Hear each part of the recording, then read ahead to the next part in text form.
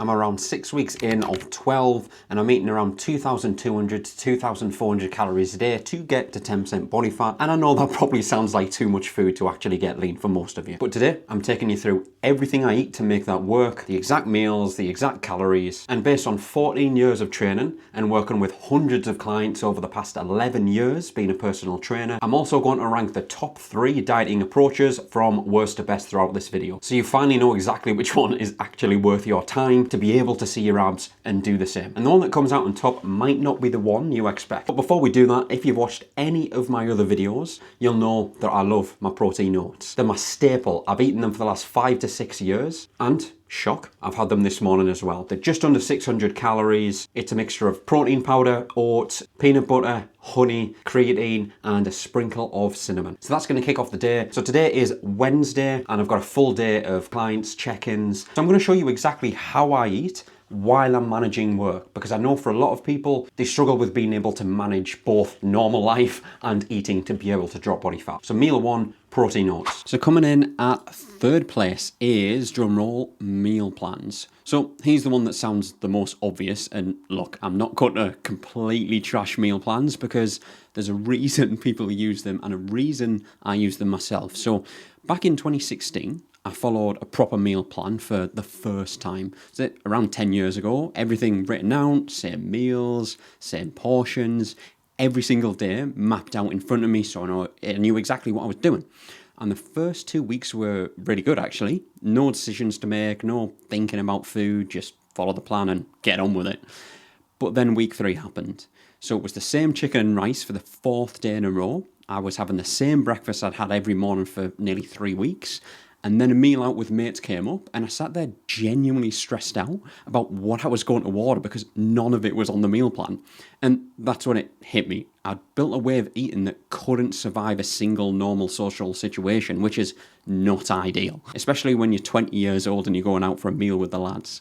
And I saw this play out with clients as well. So for the first 2 weeks would be great, but then around week 3, week 4, week 5, they'd come back and they'd say they'd fallen off every time. And it wasn't because they were lazy or they didn't care or they didn't want to follow it. It was because the plan was just too rigid. And the moment real life happened, like a social event, it just snapped. The thing is, what I've found is the structure of a meal plan is the valuable bit, but there's a way to get that structure without it snapping or without it falling through the second something doesn't go to plan or when a social situation happens. And that's what number 2 does better. Although it's got a problem that took me years to actually spot and it's not obvious at all. So that's what we're going to discuss next. But coming in at 3rd place is meal plans. So in 2nd place is intuitive eating. And this one sounds like the most freeing one to follow. There's no tracking calories, no logging your foods, no weighing everything. You just eat when you feel like it and you stop eating when you're full. And of course, trust yourself to make decent choices throughout it. And honestly, I love this approach, and I've been doing it on and off for the past 14 years when I don't really have anything specific which I'm aiming towards getting really lean or wanting to gain some muscle, or really going into a gaining phase where my goal is primarily gaining muscle. You're not getting your phone out and scanning the barcode on every meal. You're not going to a restaurant and searching for the food. It's just eating like a normal person. And when it works, it genuinely is the most sustainable way to eat long term. But here's the bit nobody tells you. It only works if you've already spent a period of time understanding what's in the food you're actually eating. But without that foundation, you are not eating intuitively. You're just eating without any idea of what's actually going in your body. And there's a massive difference between the two. And because I've on and off eaten intuitively over the years, recently I was eating intuitively and I was convinced I would be in a deficit, and I couldn't figure out why the body fat or the weight wasn't dropping. And the reason for this is because I'd done it for so long. I just thought, well, surely I must be in a deficit. I want to lose some body fat. I've done it before, so something's clearly not working. But then I tracked everything for 1 week, and what I found was the same thing as what I find when I look at all my clients' food diaries, and it is literally staring you in the face. I was eating around 200 to 400 calories over every single day without realizing. That's nearly half a pound of fat per week, and I had no clue. I felt like I was doing everything right, but I was not even close. And again, this is so common. And that is the brutal truth around intuitive eating when you've got one specific goal. For example, if you really want to be able to see your abs and get down close to 10% body fat, fat. Your gut feeling, no pun intended, about how much you're eating is almost always off. And when you're trying to get a 10% of body fat, almost always off is not good enough. It's not going to cut it for 99% of people. And this is why I put it at number 2. It's the best way to eat, in my opinion, when you're already in a good place and you're just maintaining. You don't have that one specific goal. But when you actually need to be precise, and this is the most important part, it will let you down. But the good thing, number 1 on my list, completely solves that problem. But the reason it wins might not be what you think. So I've just finished my lunch, which was the fried eggs, avocado on toast, as you've seen on the last clip. I'm looking at around just under 600 calories, as you can see on the screen here with a full breakdown. One benefit of this meal is that I've got my protein from the eggs, albeit not massive amounts, and a good bit of fat from the avocado and from the egg as well, and obviously the carbs from the toast. Again, one of the reasons I like this meal is because it's so convenient. It's so easy. It takes 10 minutes max to cook. And especially when I've had a full morning of clients and I've got to a point where I don't really want to be spending half an hour, 45 minutes in the kitchen at 12:30 midday, it's absolutely ideal. And there's not an absolute shitloads of calories in it. And one thing I'm finding on this cut around 6 weeks in now is that 1, my physique is changing week on week. If you haven't watched my earlier videos, bit of context, I did have a shoulder injury at the beginning of the year, January, February, and a bit into March as well. But from the last 6 weeks, it's been much better and I've been able to really knuckle down and really make some good progress with my training. And if you want the exact training program that I'm following during this 12-week cut, I've got my 4-week completely free soft to lean program linked in the description and in the comments. This is for you if you don't want to spend hours in the gym each session, you don't want to spend 5, 6, 7 days a week, and you want a simple no-nonsense plan to just get out but actually make some gains. The last meal is my chili con carne, as you would have seen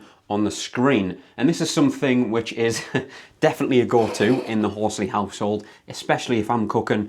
Again, you'll probably notice there's a common theme here. I'm all about convenience. A quick one which a lot of people struggle with are things like packets. So for example, with this chili, we're going to put this Coleman's chili con carne spice mix in just to give it a little bit of a je ne sais quoi. But the thing is, how do you track this? Because this is going to be for ideally 4 portions if I don't eat too much. But so obviously, how do you break that down? Well, what I'll do is I'll scan the barcode on the back, and this is 50 grams per packet. Well, I know I'm not going to have the whole thing because I'm not going to have the whole amount of chicken mince. So what I'd recommend is just putting down 15 to 20 grams. That way I know I'm still tracking it, because I could just completely not put it in at all. But when I tracked it, it's actually around 60 calories, which doesn't sound like much. But if you do this a few times a day for a few different things, that could add up to like 200 to 300 calories, which, as I said earlier in the video, adds up. And that's why you're not losing body fat. So make sure you track below everything. And I'm all about something which hits my macro targets, which is easy to do, it's quick, and isn't something which takes ages to do. I mean, who can be asked? Again, I'll put the calories on the screen and the breakdown of exactly what was in the food. And I'll also put on the screen the snacks I've had throughout the day. And the last thing I want to do is whip the camera out just to show you a 3-second clip of me eating a banana, for example. But these snacks really do add up. And it's one of the main reasons people struggle to lose body fat, because they don't realize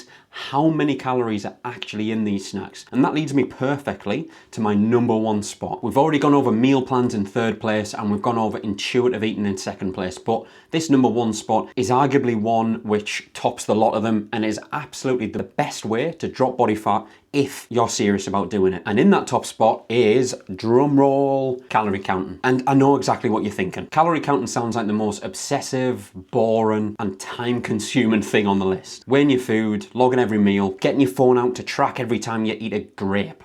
And don't worry, I thought exactly the same before 2014. And that was the year I tracked properly for the first ever time. And I didn't just try it for 1 week. I did it almost every single day for 18 whole months. Every meal weighed, every calorie counted, so there was no exceptions. And those 18 months taught me more about food and my own body than most people learn in 20 years trying to get in good shape. I knew exactly how much 1,000 calories looked on a plate. I knew exactly what 500 calories looked like on a plate. I knew which foods filled me up and which foods left me hungry an hour later. And I knew exactly what would happen to my body weight after eating certain foods day after day and week after week. And here's the thing, I still know all of that now, almost, what, 12 years later. Even in the weeks that I'm not tracking at all, when I'm intuitively eating, when I don't have a specific goal to work towards. And it's because once you've got that awareness, it doesn't leave you. It's like learning to drive. If you've driven a manual car for 15 years and then you get an automatic for 5 years, and if then you go back to a manual, I can almost guarantee, unless you're a proper shit driver,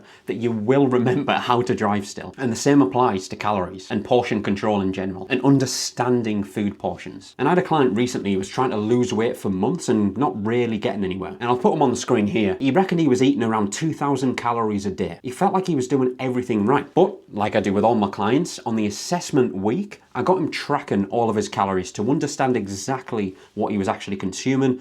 And what we found shocked him, but I can't say it shocked me. And that was that he was actually eating closer to 2,800 calories. And it wasn't because he was lying or making excuses. It was just that he genuinely had no idea. But 2 weeks of actually knowing what was going in, his body fat started to reduce, and you could actually start to see the definition coming in, as you can see on the photos. And that's exactly what calorie counting does. It completely removes the guesswork, assuming you're logging everything. And when you actually strip everything back, getting lean and getting to low body fat percentage is pretty much just a guesswork removal exercise. But that being said, the mistake most people make and most people think is that they think they have to track calories forever. I can see how that would be quite tedious and most people wouldn't want to do it, because I definitely don't either. I say track properly for around 8 to 16 weeks, depending on your goal and your starting phase. Weigh everything and log everything. Just long enough to understand exactly what's working for your body and exactly what you are consuming every single day. Because once you've done that for a period of time, then you can eat intuitively and actually trust it that it's going to work. And you can also follow a generic meal plan and know whether it's working. You can actually do any of the 3 on this list I've spoken about today and actually make it work. And that's exactly why it wins. And if you're watching this and you're thinking, right,